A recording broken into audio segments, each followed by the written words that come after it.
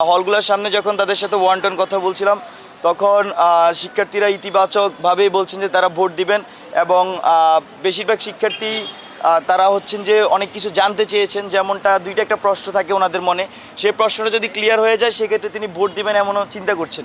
তো বিগত 3 দিনে এ ধরনের একটা অভিজ্ঞতা হয়।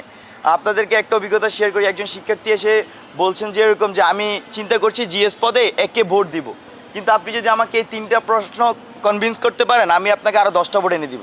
আমি আপনাকে চিনি, আপনার সম্পর্কে জানি, কিন্তু আমার যেই আদর্শিক জায়গাটা, সেই আদর্শিক জায়গার জন্য আপনি এই 3টা প্রবলেম যদি আমাকে কনভিন্স করতে পারেন তাহলে আপনাকে আমি আরও 10টা ভোট এনে দিব। তিনি ছিলেন একজন নারী শিক্ষার্থী। পরে ওনার সাথে আমি কথা বললাম, আনুমানিক 2 মিনিটের মধ্যে ওনাকে আমি কনভিন্স করতে পারলাম এবং তিনি রাজি হলেন যে আরও 10টা ভোট এনে দিবেন। একমাত্র স্মার্ট সিটি বসুন্ধরা, আধুনিকতায় এক ধাপ এগিয়ে। তো বিষয়টা হচ্ছে এরকম যে ওয়ান টু ওয়ান ক্যাম্পেইন করতে গেলে অনেকের সাথে অনেক কথা বলা যায় এবং শিক্ষার্থীরা এসে তাদের মনের প্রশ্নগুলো করছেন। এছাড়াও আমরা রুমগুলোতে যাচ্ছি, বিশেষ করে ছেলেদের হলগুলোতে প্রত্যেকটা রুমে আমরা যাচ্ছি এবং তাদের সাথে কথা বলছি। সেখানে নানা প্রশ্ন আমরা শুনছি, উত্তর দিচ্ছি। আর একটা জিনিস ইতিবাচক যে সবাই আমাদেরকে চিনেন বা এখন পর্যন্ত এমন কোনো পরিস্থিতিতে পড়তে হয়নি যেটা ধরেন যে কেউ চলে যাচ্ছে হুট করে তার সাথে কথা বলতে চাচ্ছি, এমন এম্বারেসিং সিচুয়েশনে পড়তে হয়নি। আমি মনে করি যেটা ইতিবাচক।